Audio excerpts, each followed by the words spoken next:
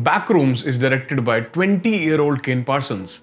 What were you doing when you were 20, huh? What were you doing? I'll tell you what was I doing. I was trying to make and send these emojis, in this brand new platform called WhatsApp. Back to the film. Hello?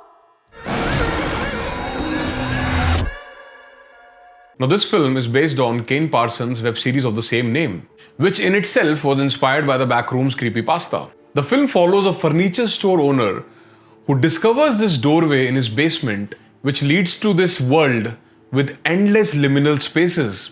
Liminal spaces, empty, creepy spaces. And the film ultimately is about him and this woman therapist trying to uncover what lies within. Now, Backrooms is a very good psychological horror film.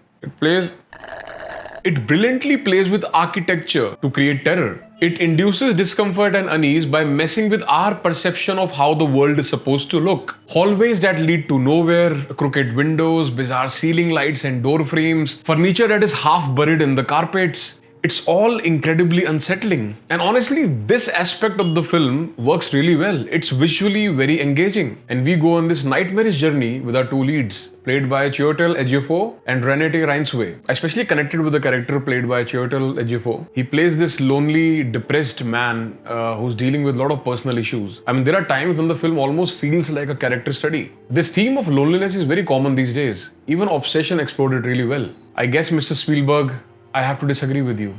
We all are indeed very alone. Now, most of the film is shot with static frames, and almost the entire movie either uses wide lenses or ultra wide lenses to create that certain unsettling, disturbing look. Now, I am all in for wide shots and using wide lenses and ultra wide lenses, but I think it should be used sparingly. When the entire film is shot this way, it kind of gets really monotonous by the end. And a lot of films does this nowadays. The entire films are shot with these lenses, and it just gets really boring by the end of it. I'm like, please, can you please have a 35mm or a 50mm or a 85mm? Now, where it does work is in creating tension. With such wide frames, you're constantly scanning the screen from left to right, looking for something lurking in the shadows. Now, this visual approach, combined with an excellent score and a lot of unsettling imagery of empty spaces, creates a tremendous sense of dread.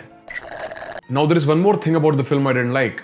Its pacing. So the film is deliberately slow paced, which works wonderfully in the first half, but in the second half, it doesn't work that well. It got kind of boring in one or two instances. I think the ending of the film is somewhat satisfying. It honestly left me with more questions than answers. I just had this feeling at the end of the film that maybe more could have been done with it. I think Hokum and Obsession really nailed their endings as far as horror films are concerned this year. In my conclusion, if you love psychological horror, you're going to love this film. For everyone else, this is still a solid horror film, one that's perfectly worth watching on streaming. And by the way, what a year for horror we are having. Hokum, Obsession, a very underrated horror film called Undertones, and now Backrooms. And we still have Evil Dead, Insidious, and Resident Evil to come. What a time to be a horror fan. As usual, folks, I have been uploading regularly. If you like this video, please follow me on my Instagram and subscribe to my YouTube channel.